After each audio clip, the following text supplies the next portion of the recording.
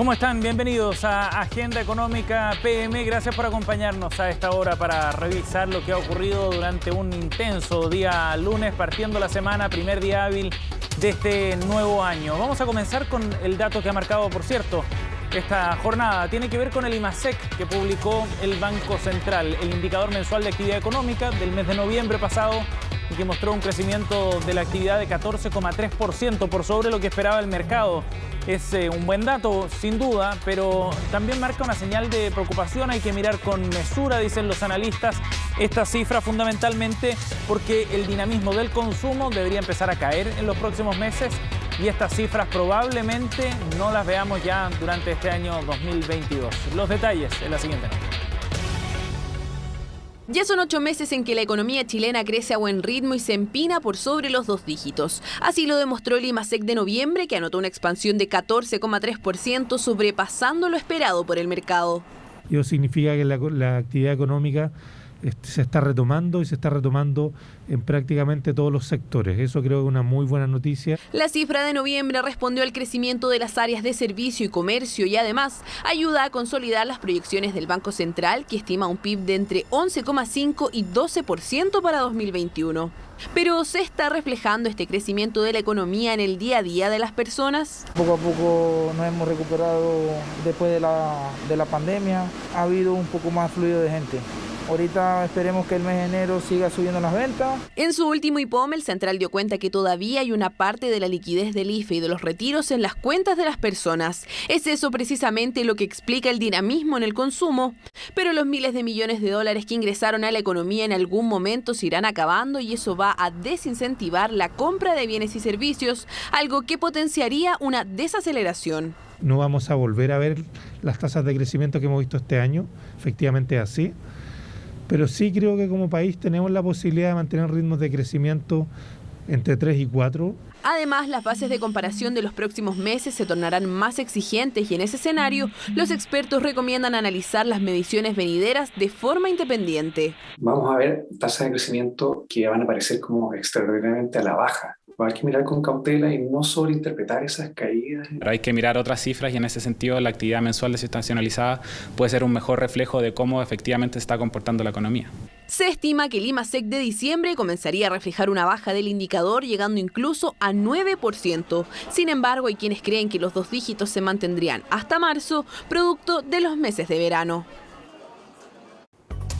Bueno, ya veíamos detalles de esta cifra, este IMASEC de 14,3%. Veamos qué fue lo que dijeron desde el mercado distintos actores respecto a estos datos conocidos el día de hoy y que nos muestran en definitiva una economía que está avanzando a 2 dígitos, pero ya en los últimos lapsos precisamente de este crecimiento tan alto. Todo parece indicar, dice por ejemplo Santander, que a pesar de las sorpresas en ciertos sectores, se comienza a producir el necesario ajuste macroeconómico después del sobrecalentamiento con el que la economía cerraría 2021. Santander dice que mantiene su visión de que la actividad continuará en una senda de desaceleración para converger a niveles más cercanos a su tendencia, moderando el crecimiento hasta un 2% en 2022.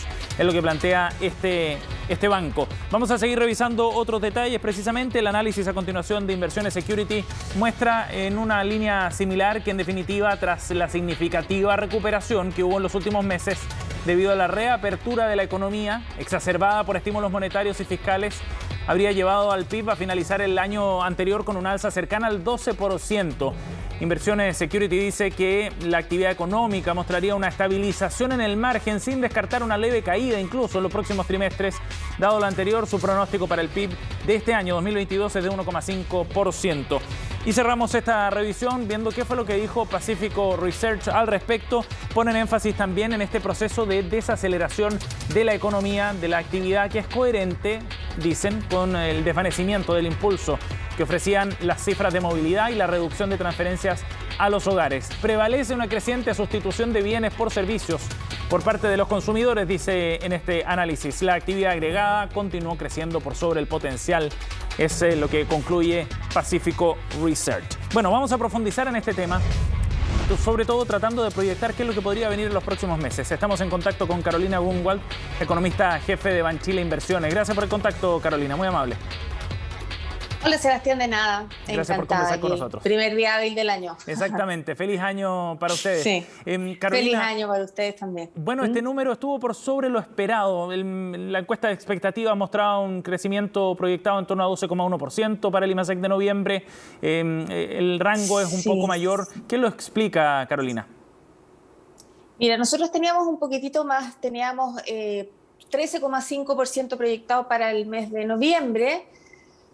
Y claro, nuevamente nos sorprende al alza el IMASEC. Nosotros pensábamos a principio de año, ¿cierto?, que cuando se hubiesen acabado la base de comparación muy baja que tuvimos, ¿se acuerdan el año pasado que hasta agosto tuvimos tasas de decaimiento de 2 dígitos? Nosotros pensábamos que a partir de septiembre el IMASEC iba a empezar a caer menos, o sea, a subir menos, y hemos continuado observando registros de 2 dígitos del IMASEC. En este mes lo que sorprendió o lo que más movió el IMASEC hacia arriba en términos de puntos porcentuales fue el sector de los servicios, ¿cierto? Que de los 14 puntos que tuvo el IMASEC del mes, 9,4 vienen del sector servicio, que tiene relación con esta recuperación, que se volvió a abrir. En general es salud y educación según el Banco Central de Chile. Y luego mucho más abajo vienen en los aportes a las cifras del mes el comercio, el resto de bienes, industria y minería. O sea, yo coincido ahí con varios de los reportes de los colegas que tú leíste que dicen que en el fondo, más allá de los servicios, el resto de la actividad económica ya está empezando a mostrar signos de que ya no va tan rápido como veníamos viendo en los últimos meses. Carolina, ¿y eso es bueno? ¿Es una buena noticia que los servicios estén recuperándose, por ejemplo, compensando de alguna manera al resto de los sectores? A ver, crecer al 14% es bueno, ¿cierto?, en el corto plazo. La preocupación de nosotros en general, de los economistas, es que estamos presentando una economía que va demasiado rápido, va mucho más rápido que sus fundamentales de largo plazo. Nosotros ya vemos el PIB tendencial, está entre 1,5 y 2 hacia adelante, y crecer 14% en un mes o estimado el cierre del año en torno al 12% es mucho más de lo que van a crecer muchos países del mundo. Estamos en la línea con un crecimiento muy rápido como el de Estados Unidos, y coincidimos que tanto Chile como Estados Unidos recibieron abundantes ayudas o abundantes transferencias a los ciudadanos este último año y el año anterior por la pandemia. Claro. Carolina, vemos que hay demasiada liquidez en el sistema. Sí, y ese punto me gustaría profundizar un poco en esto. Es una buena noticia, evidentemente, crecer a estos niveles, pero también tiene riesgos asociados, ¿no? ¿Hasta qué punto es este dato una buena noticia? Sobre todo porque estamos viendo 8 meses consecutivos creciendo a 2 dígitos. Entonces, ¿eso empieza a incubar algún riesgo?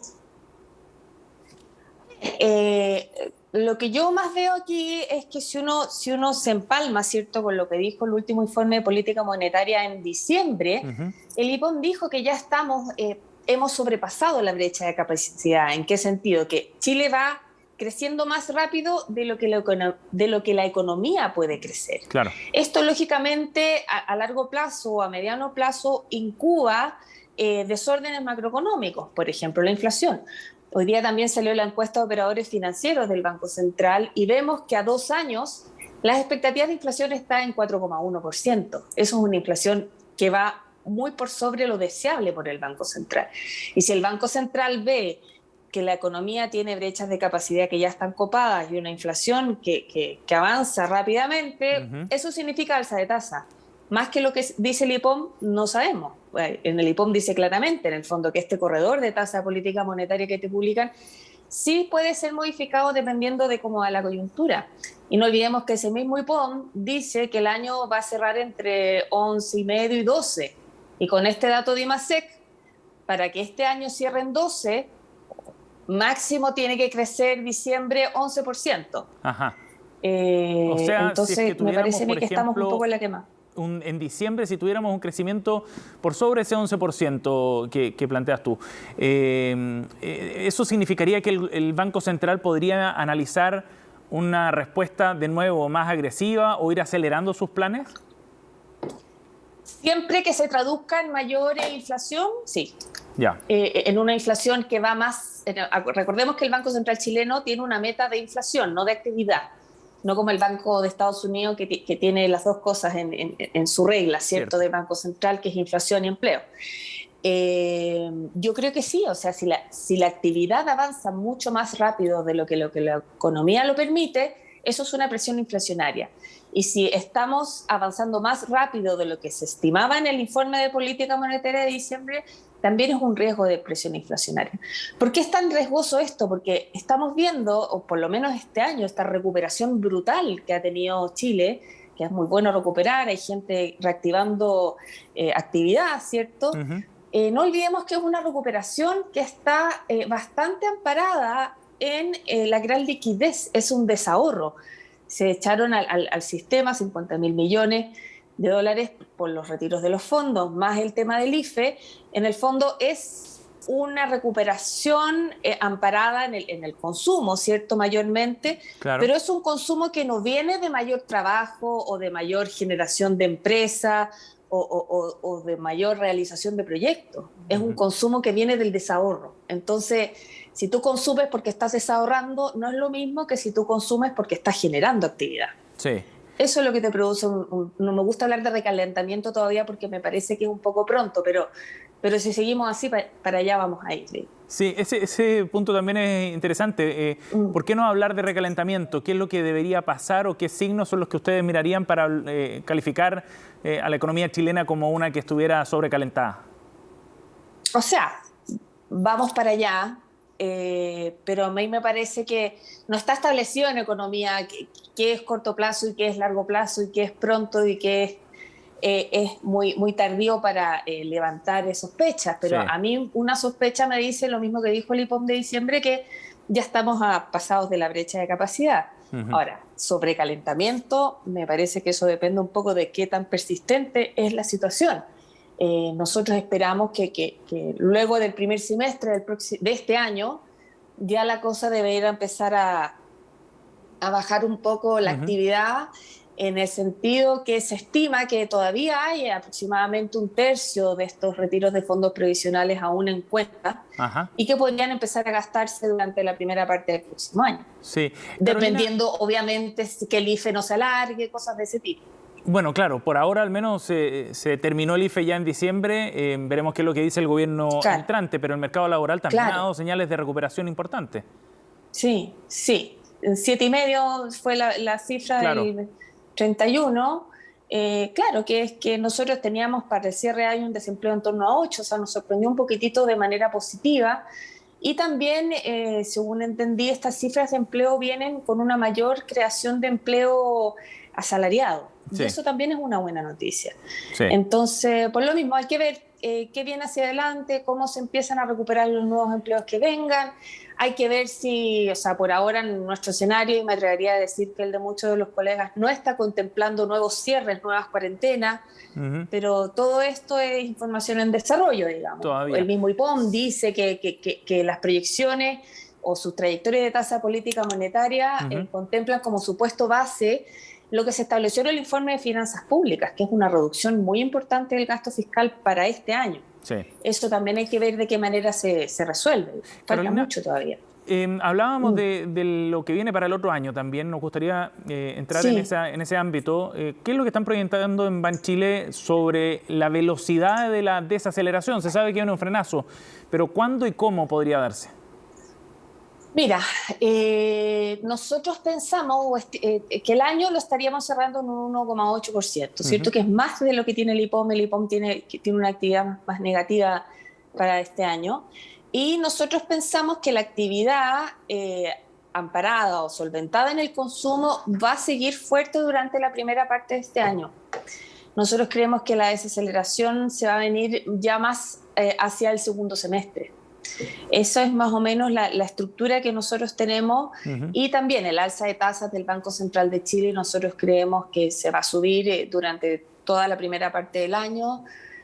Todo lo demás constante, como decimos nosotros, podría llegar a 6,25, estamos en 4. Por eso nosotros creemos que, y la primera parte del año también vamos a experimentar altas tasas de inflación. Sí. Eso también va a ser así como una curva, como que sube todo, inflación, comercio, y después se debería venir una bajada hacia la segunda parte del año. Sí. El ministro Cerda, me llamó la atención esta frase. Decía hoy día en el análisis del IMASEC que el próximo año, bueno, en realidad el 22, no está jugado. Este año. Depende de lo que hagamos nosotros, dijo. Pero eso significa que en la medida que implementemos buenas políticas públicas podemos ser optimistas respecto a lo que viene. ¿Tú lo ves así? ¿Crees que efectivamente este 2022 no está jugado todavía y hay posibilidad de crecer un poco más? Yo creo que estamos bastante jugados en términos de actividad o crecimiento, en términos de consumo y en términos de inversión. La inversión, tenemos muy poca inversión para este año y sabemos que los planes de inversión son de largo aliento. Sí.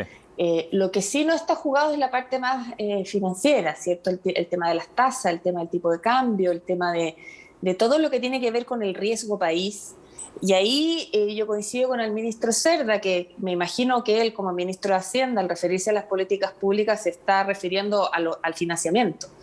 Y pienso yo que está apuntando a una gestión del gasto fiscal responsable y acorde con los ingresos que va a tener el país. Ajá. Por ese lado yo veo un riesgo, ya sea a la alza o a la baja, pero en términos de actividad, a mí me parece que este año está bastante jugado. Ajá. O sea, no nos quedan muchas balas por gastar en ese ámbito, ¿no? Desde el punto de vista de la actividad económica. Al cortísimo plazo. Es inminente y muy importante trabajar en nuestro producto potencial, como decimos nosotros, o la productividad, que es generar actividades que den crecimiento y que den empleo y que den innovación dentro del país. Eso ha estado bastante pegado en los últimos años y a mí me parece que eso es una gran alternativa para trabajar hacia adelante, porque tenemos que generar un mayor crecimiento hacia el futuro, eso no está dado. Sí, por cierto. Carolina, la última pregunta. ¿Ven riesgos en el escenario internacional también que puedan impactar a Chile y llevarnos a un escenario más difícil este año? Mira, por ahora en nuestro escenario base tenemos tres riesgos, monitoreándolos de cerca. Uno es Estados Unidos, la Fed, y de qué manera va a seguir subiendo o va a comenzar a subir las tasas de interés.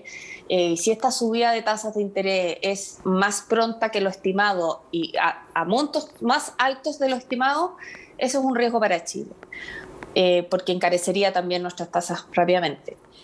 Otro riesgo es China, ¿cierto? El tema inmobiliario. Ahora, nosotros estimamos, y por lo que hemos conversado con representantes del mismo Banco de Chile en China, creemos que, o se espera que el gobierno comunista chino no va a dejar caer las inmobiliarias. Creemos que no, ya por un tema de su gobernabilidad y su sistema de desarrollo. Ahora, si llega a caer el sector inmobiliario chino, eso lógicamente es un riesgo para nosotros, no tanto sistémico, no lo vemos por ese lado, sino que por el precio del cobre.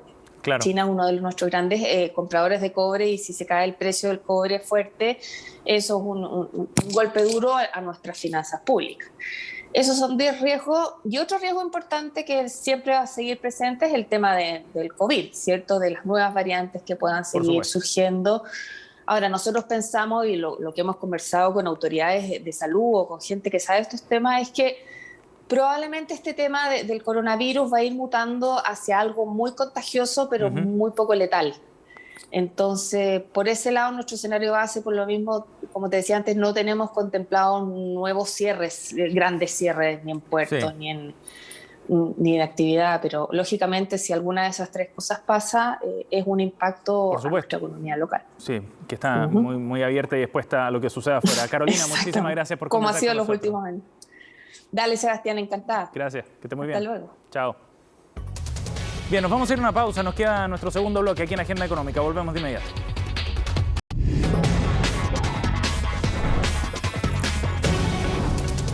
Estamos de vuelta aquí en Agenda Económica. La semana pasada la pensión garantizada universal estuvo en el centro de la polémica por los cuestionamientos sobre el financiamiento. Y este lunes fue protagonista en la sesión de la Cámara de Diputados en el Congreso. ¿Qué fue lo que ocurrió en el día? Lo revisamos en la siguiente nota. Los abrazos de Año Nuevo inundaron la Cámara de Diputados, saludos que serían la antesala de una votación en unidad de los parlamentarios. Por la afirmativa, 138 votos. Aprobado. Era la única opción, dicen en la oposición, para poder mejorar las jubilaciones, pensión garantizada universal de 185.000 pesos que avanza al Senado. Para nosotros como oposición, este es un triunfo político, porque el gobierno no creía en derechos universales y garantizados. Hace justicia con personas que recibían a veces se habían autoimpuesto y recibían 50.000 pesos, hoy día van a recibir otros 185.000 pesos. Cedemos y acordamos un camino que nos permita garantizar esta pensión, que es una tremenda noticia para el país. Posteriormente será labor del gobierno del presidente Boric aumentar a 250.000 pesos. Debate marcado por una duda, el financiamiento de la llamada PGU, interrogante que nació la semana pasada desde el círculo cercano a Gabriel Boric y que no se ausentó de la discusión. Tenemos diferencia, lo hemos dicho en toda instancia, el financiamiento no está garantizado mediante este proyecto de ley. Tanto en la Cámara como en el Senado tiene que aclararse meridianamente hasta el último centavo. Esperamos que el gobierno, que planteó en su momento que le interesaba que este fuera un gran acuerdo, se abra a conversar y a aclarar las dudas. Aparece repentinamente la responsabilidad fiscal, una responsabilidad fiscal que no existió cuando se dejó sin recursos en sus fondos de pensiones. Es el gobierno el único que puede aclarar las dudas de los costos de la PGU, casi 3.000 millones de dólares. Por lo mismo, el Ejecutivo afirma que el texto del financiamiento no está escrito en piedra. Las conversaciones han estado en curso, efectivamente hemos pedido que hayan caminos para llegar a acuerdos en ese sentido, de que la pensión básica universal tenga financiamiento. ¿Cómo ha avanzado rápido, no es cierto, con la pensión garantizada universal hoy día? Esperamos también poder avanzar lo más rápido posible con exenciones, conversar lo que haya que conversar, llegar a acuerdos en lo que haya que llegar a acuerdos, pero asegurar y dar la tranquilidad de que el financiamiento está. Ese diálogo, que se ve más difícil que el de esta jornada, se dará en la Comisión de Hacienda de la Cámara este martes. Debate paralelo al proyecto que crea la pensión garantizada universal, que sigue su camino al Senado. Bien, vamos a seguir con otro protagonista de este lunes, el primero de este año 2022, Evergrande, el chino. La empresa china inmobiliaria que está en una situación muy compleja desde el año pasado, pero que la arrastra también para este nuevo año. Hablamos de una empresa que este lunes decidió suspender la cotización de sus acciones en la Bolsa de Santiago. A petición de la misma inmobiliaria, los papeles se detuvieron a eso de las 9 de la mañana con el fin de esperar un anuncio que, según decían de la empresa, tenía información bien relevante respecto a sus planes en un momento financiero delicado, con una deuda que supera los 300.000 millones de dólares. El anuncio finalmente no llegó, no se entregaron detalles. Sí quedó suspendida la transacción de los papeles justo después de que una publicación de un diario chino informara que Evergrande había recibido la orden por parte de las autoridades de Danzhou de demoler en 10 días 39 edificios de su propiedad, porque aseguran que la inmobiliaria recibió permisos de forma ilegal. Recordemos que varias clasificadoras de riesgo han declarado a Evergrande como un impago selectivo por la incapacidad de reorganizar sus deudas, situación que tiene preocupadas a las autoridades chinas y a los mercados, por supuesto, a nivel mundial. Bien, vamos a analizar también lo que viene para este año 2022 en materia de mercados a nivel global. ¿Qué es lo que se puede esperar? ¿Cuáles son los riesgos también que se avisoran en el horizonte? Vamos a conversar de este tema junto al estratega de mercados de XTV, Benjamín Castillo, conectado a esta hora con Agenda Económica. Gracias, Benjamín, por conversar con nosotros. Hola, muchas gracias a ustedes por estar ahí. Benjamín, ¿cómo parte este año 2022? ¿Cómo ven ustedes este escenario para los mercados a nivel global? Bueno, a nivel global se esperan buenas noticias, se espera que sea un poco más lento que lo que fue este año, pero aún hay mercados que tienen mucho espacio de crecimiento. Ya el mercado asiático tiene algunos riesgos, pero principalmente se está apostando con que el próximo año sea muy bueno para Europa, porque se cree que va a tener bajas tasas de interés por todo el próximo año, o sea, en realidad todo este 2022. Eso ayudaría al crecimiento de la renta variable de forma importante, además de que se cree que Estados Unidos todavía tiene un empuje importante, el cual se va a seguir notando por lo menos en el primer semestre de manera muy fuerte. Ajá. Ustedes hablan de espacios de crecimiento en algunos sectores o países en particular, Benjamín. Más que en países en particular, en Europa, porque el hecho de que tengamos una tasa de interés baja por parte del Banco Central Europeo ayuda a que haya mayor crecimiento en toda la renta variable y eso podría ser transversal. Ahora, sí se espera un crecimiento un poco mejor, para los sectores principalmente del turismo, de hoteles, pero eso va a depender de la pandemia. Ya recordemos que muchos sectores se han recuperado muy fuerte de la pandemia, pero hay otros que aún no lo hacen bien. ¿Ya? Y eso podría ser un buen impulso para el año 2022, incluso 2023. Pero eso, por supuesto, va a depender de lo que pase con esta nueva variante, de la cual no se tienen muchas certezas. Claro, y esa incertidumbre genera algo de temor. ¿Cuáles son los riesgos que ustedes están viendo para este año 2022, Benjamín? Bueno, hay riesgos con todo lo que puede pasar con la crisis asiática. Ya se podría desencadenar algún problema hipotecario. La buena noticia es que, de acuerdo a varios estudios que se han hecho, el impacto sería más o menos bajo al mercado a nivel mundial, ya debido a que en el mercado asiático, principalmente en China, son muy locales. Ya hay poca inversión extranjera en mercados como chinos, y eso podría ayudar a que, si se desencadena una crisis, sea un impacto menor al global, al esperado cuando recién comenzó algunos problemas con Evergrande. Claro, como la crisis global o sistémica que se vio el 2008, hay una diferencia ahí bien importante. Benjamín, ahora, ¿qué pasa con la inflación? ¿Aparece como un riesgo en el horizonte para los mercados este año? Sí, evidentemente el tema para el año 2022, incluso el 2023, va a ser la inflación. Ya, cómo van a responder cada uno de los bancos centrales para tratar de enfriar la economía sin perjudicar el crecimiento. Y ahí es donde está el desafío para este año. Se cree que la Reserva Federal de Estados Unidos va a empezar a subir las tasas durante este año. Ya se ha adelantado, si puede ser incluso más fuerte de lo esperado, pero se cree que Europa no lo va a hacer así. Ya eso puede ser una buena señal. En cuanto a Asia, no se tiene mucha certidumbre de qué es lo que se puede hacer, porque se tienen varias problemáticas, lo cual no deja muy claro el panorama. Ya, a pesar de eso, la Fed ya ha mostrado estar muy interesada en que la economía siga creciendo por lo menos en el 2022. Por tanto, se espera una reacción bastante lenta por parte de la Reserva Federal, lo que ayudaría a que los mercados siguieran creciendo, y todavía le queda todo el impulso que ha dado el 2021 para empezar de muy buena manera el 2022, por lo menos a los mercados a nivel mundial. Benjamín, ¿y eso tendría impacto, por ejemplo, en el tipo de cambio acá en Chile? Sí, el hecho de que la Reserva Federal suba las tasas de interés podría apreciar el dólar de forma internacional. Ajá. Por tanto, podría pujar a que nuestra divisa, nuestro tipo de cambio en el fondo estuviera más alto. Claro. Ya, en ese sentido no nos favorece mucho. Recordemos que con un dólar alto se perjudica la inflación nuestra, ya, y la verdad es que la economía nos saca cuenta alegre, salvo los exportadores. Pero la mayor parte de las cosas que importamos no le hace muy bien el dólar alto, y eso podría causar mucha inflación. Ya, y es un problema para nuestra economía que ya está muy golpeada. Sí, por supuesto. Benjamín Castillo, estratega de mercados de XTV, ha estado con nosotros aquí en Agenda Económica. Gracias, Benjamín. Que esté muy bien. Que esté muy bien. Muchas gracias. Bien, así estamos cerrando esta edición de Agenda Económica PM de día lunes. Gracias por acompañarnos. Sigan en la sintonía de CNN Chile.